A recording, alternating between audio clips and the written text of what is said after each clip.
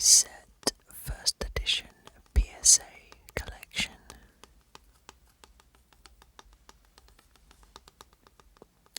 And when I say modest, I mean modest. There are only 4 cards.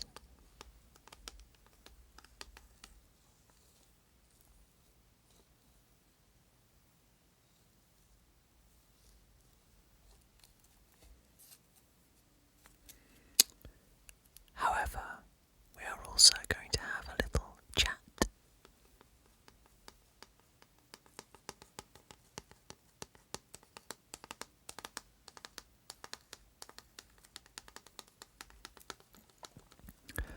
Specifically about the market, the Pokemon market, and how it may well be affected by things such as Logan Paul cracking open a first edition base set booster box and selling the packs for $11,000 a piece.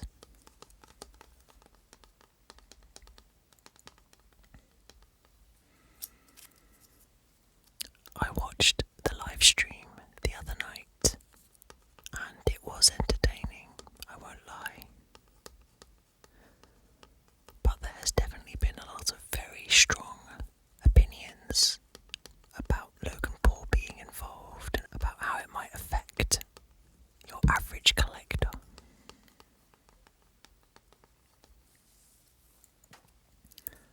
Before we start talking about that more, let's take a look at the first card.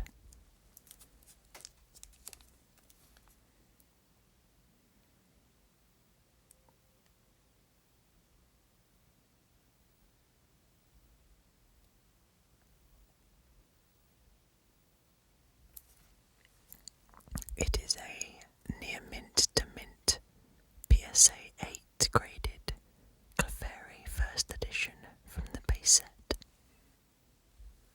It is definitely one of the least popular base set holo cards. However, I've always really loved the pink hue to the holofoil. And of course the cute fat pink Pokemon that is Clefairy, illustrated by one of the goats of Pokemon illustrations, Ken Sugimori.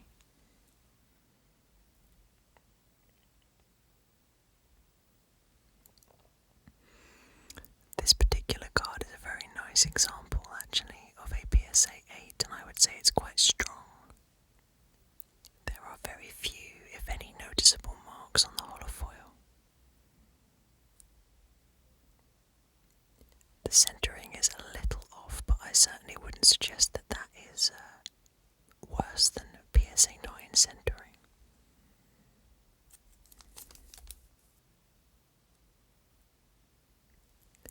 And the back has very, very minimal damage.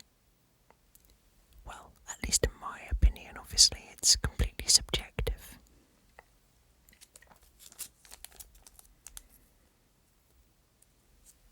Anyway, I think it's quite a beautiful card and I'm very happy that I have it in my collection.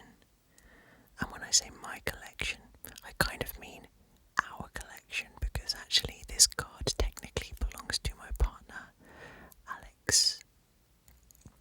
And I thought that this would be a nice little investment piece to set back, especially given all of the attention on base set first edition at the moment. So back to the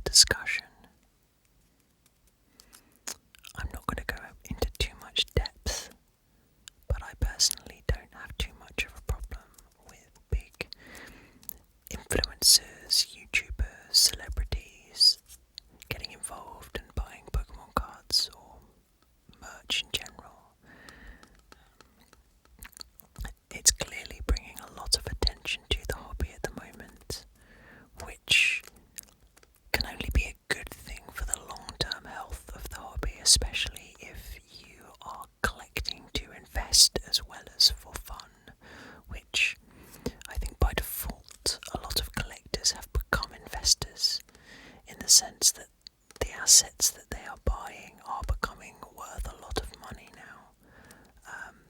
So, whilst you might consider yourself a purist collector,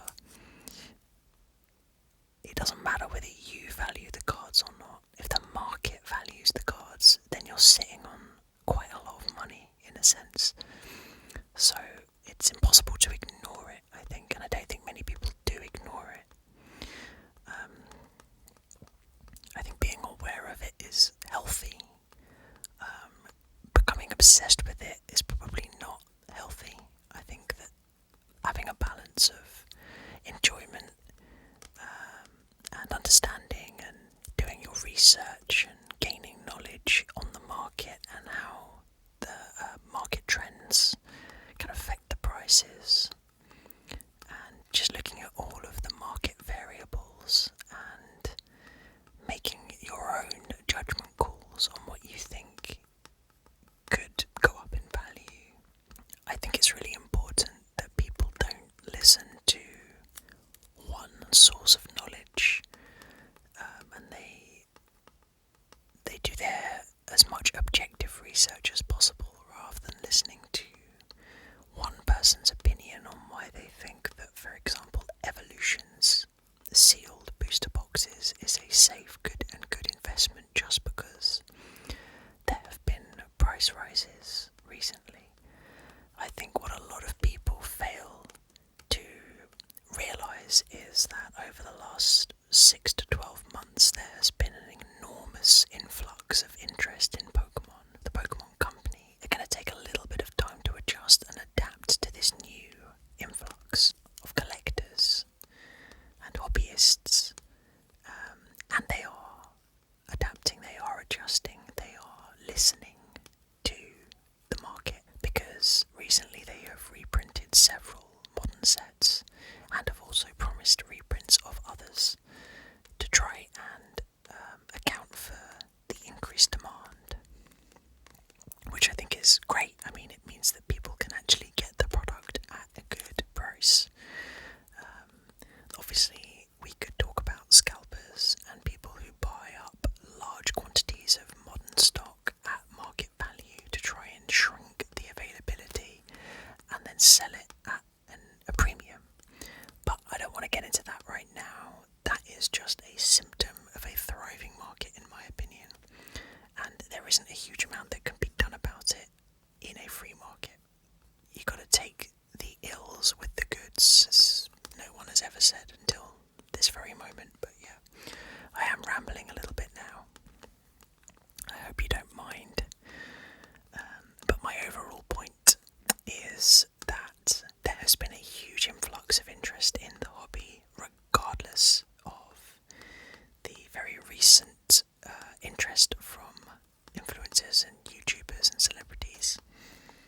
Logan Paul's first edition base set booster box opening is a huge event, watched by hundreds of thousands live. It's now been watched millions of times since.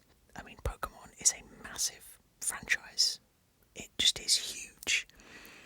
And, most adults aged up to late 30s, early 40s, and possibly beyond will be very, very aware of what Pokemon is, may well have been very, very interested in Pokemon at some point in their life.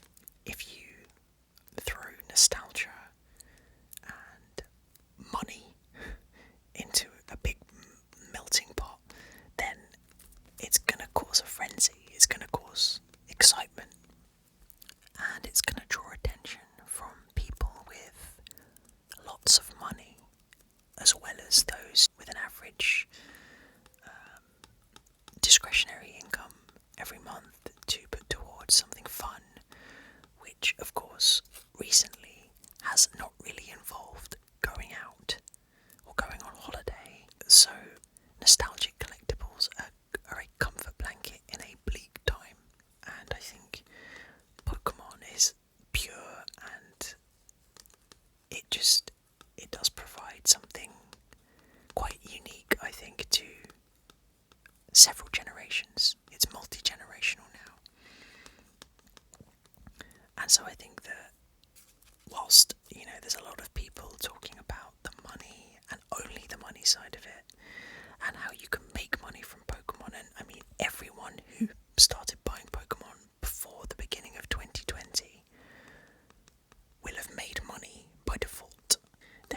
definitely negatives to this. Don't get me wrong, there are.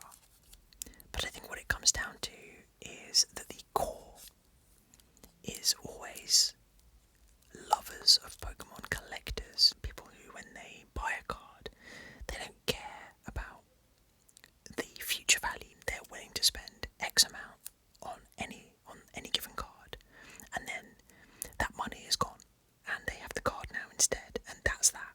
A lot of the real collectors are often the quietest people in the community.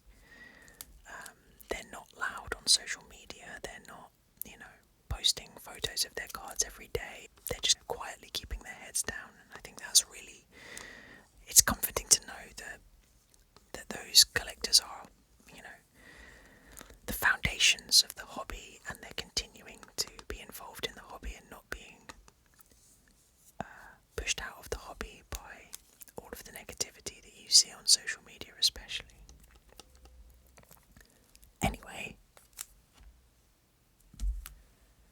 why don't we take a look at another Pokemon card before I start rambling again?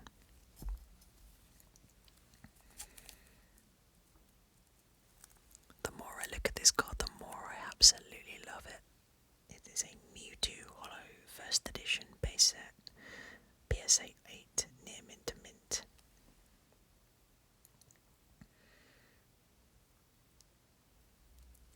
Again, a really clean, beautiful example. The Holo is only, again, it's close to flawless, minor flaws at most.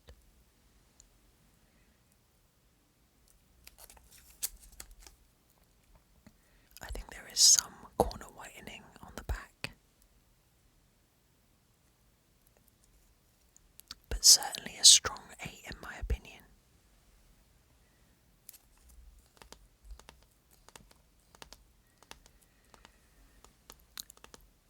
So what do I think of Logan Paul's involvement specifically? Obviously I've talked about a general impact of the exposure that his involvement brings. I don't particularly care for Logan Paul. I think he's done some pretty bad things in the past, and he's made some stupid decisions, suffice it to say. I mean, he's young, so fair enough.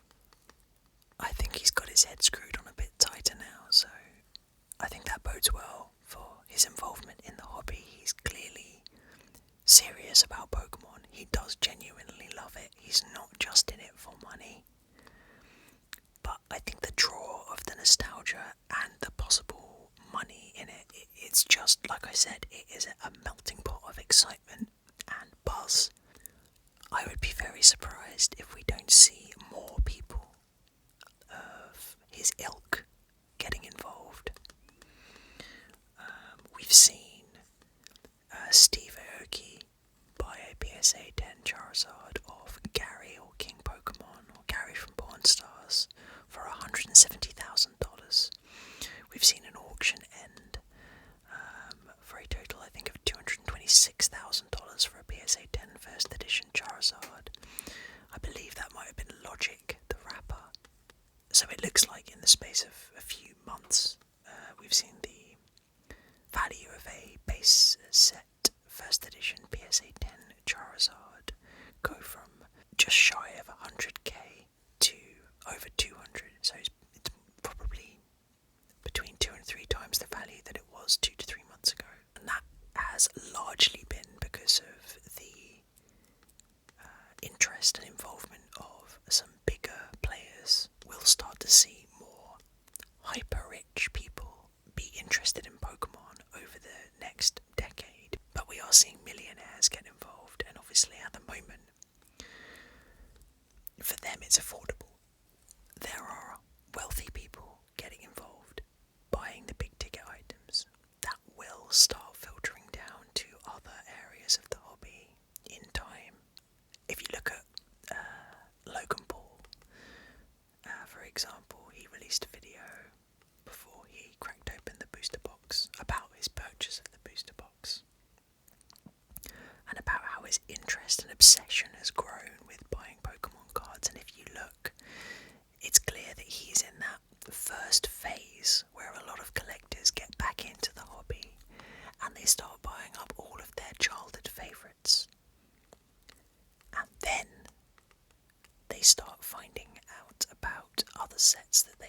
they didn't buy when they were a child, but they look at them and they think, wow, this is awesome. Like, that's me to a T. I will do a video about my favourite set, and I will show you all the cards that I have from my favourite set, but I'll get to that later. But anyway, that is absolutely what happened with me, and I think it happens with a lot of collectors. They get involved, they buy what they had when they were a kid, perhaps in high grades. It's exciting, it's nostalgic, and then they start thinking, right, I've got all of that, or I've hit my goals. What next? And they start looking at, perhaps the Neo era, or the E-Series era, or the EX era, or the Level X era. Logan Paul is definitely one of those collectors who I see buying other sets going forward, but let's wait and see.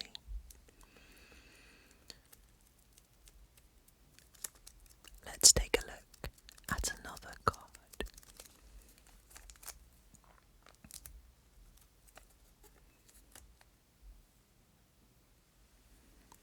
Here we have, in my opinion, one of the most underrated base set hollows.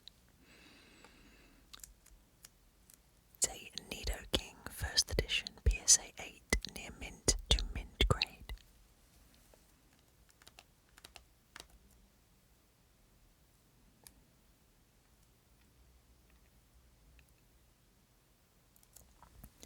There are some light print lines on the hollow. Nothing too major.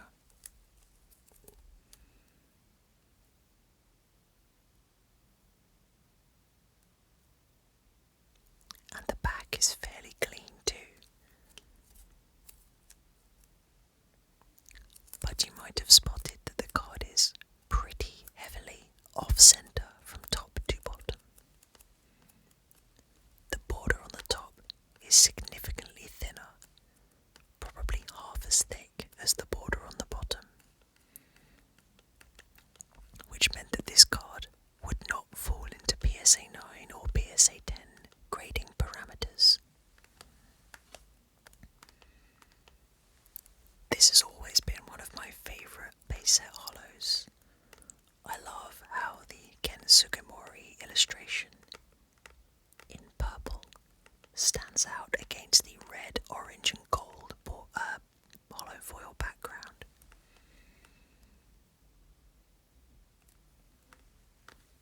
It honestly looks stunning to me, and not many people seem to care that much about this card, but I do.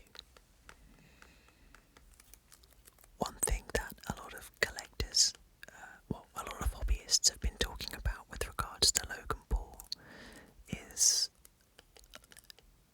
that he's obviously had a lot of advice from some different sources, but he seems to have one main source of assistance from a person who sold him quite a number of his cards. And this person, Collectibles Guru on Instagram, is a very divisive character. I don't particularly like the whole hustle culture vibe that Gary V,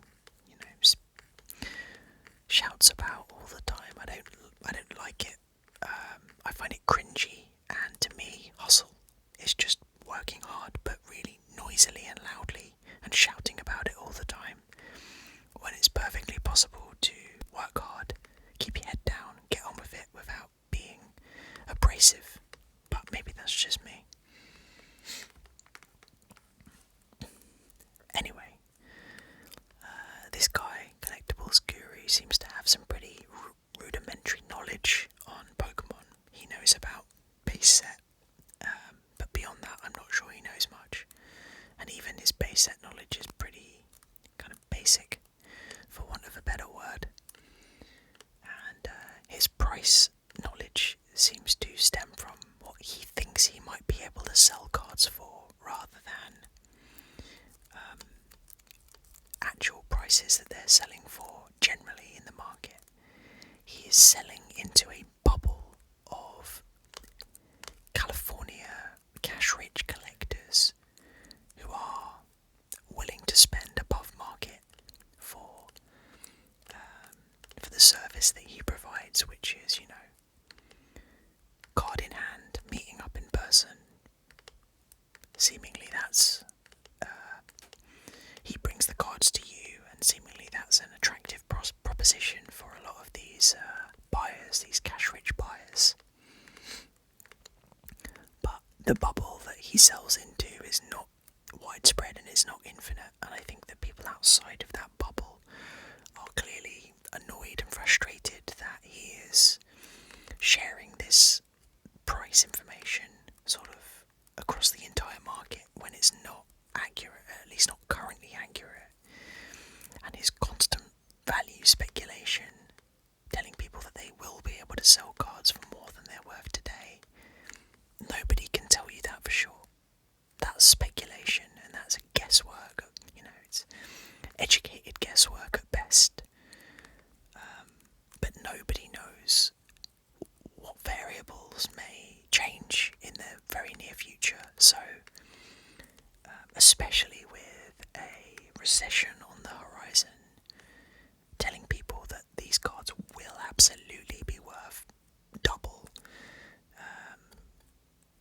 what they are currently worth, it's irresponsible in my opinion. I don't think anybody should be telling anybody that. You can advise people on what you think might grow. I mean, base set first edition is likely to, at least immediately after all of the hype surrounding the Logan Ball box break, etc. It's impossible for me to say it will grow. Maybe it won't. Who knows? Maybe only Charizard will grow. Maybe only Charizard, Blastoise, Venusaur will grow. Maybe Chansey will grow because Chansey's had a lot of exposure in those videos. I don't know. But that's the point. I don't know. Nobody knows. So don't listen to anybody who tells you that they do know. I'm comfortable speculating on my own purchases and decisions and discussing with friends in the community, but I would never be comfortable doing a what Pokemon card should I invest in video, because it's not my place to tell anyone what they should collect or what they should buy.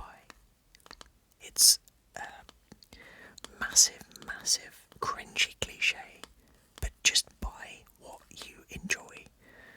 If you enjoy buying for value, then do your research, look at the market, look at the variables in play, make your decisions based on that.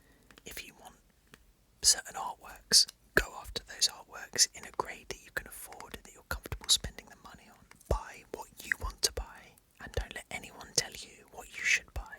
Basically, do your own research. There are plenty of resources out there to do your research. Obviously, eBay is a fantastic place to look at recent price data, recent sales. It's not 100% accurate, nowhere ever is. PokemonPrice.com is a fantastic resource for English PSA card prices. I think it's integrated with eBay's API, at least the US sales. It has graphs and charts to show you the price trajectory, whether that be vintage or modern. So it's a really, really good, easily accessible resource. That's PokemonPrice.com. I believe a member of the Elite Forum created it. Elite Forum is another great resource. It's full of very, very knowledgeable collectors. Why don't we look at the final card and then maybe we can finally get some sleep.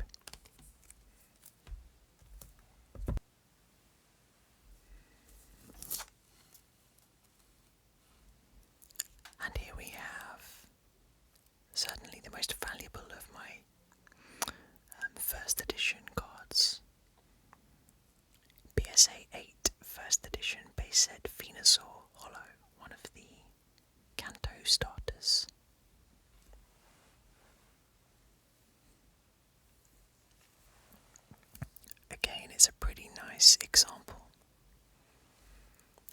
as strong as the other 8s.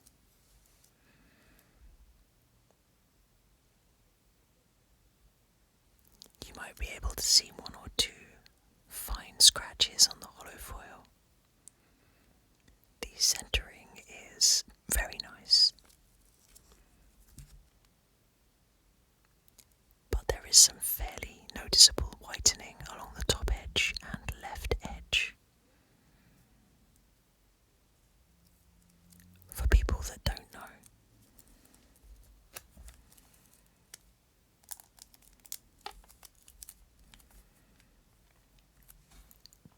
there is a difference between the printing of these 2 particular first edition hollows, and that is the stamps, the first edition stamps, here and here. The Venusaur stamp is what is known as a thick stamp because the one within the black ink circle is thicker than on the Nidoking. In fact, all the other 2 hollows as well are thin stamps. The Venusaur is the only thick. The font is slightly different as well. It looks as though the thin stamp was a lot heavier on the ink than the thick stamp. All of the non-hollows are thick stamps by default. There are no non-hollow thin stamps as far as I'm aware. Someone can correct me if I'm wrong.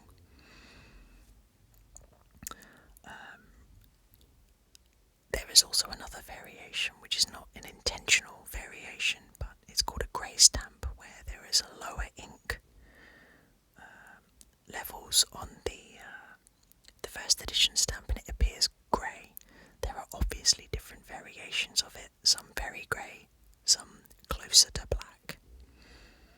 I do have a card on the way, which is a grey stamp, but it's not with me yet, so I will show you guys that when it arrives.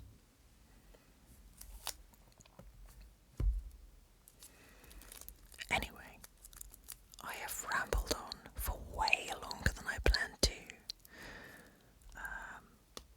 I'm sure it was extremely boring for you guys, and hopefully it sent you to sleep a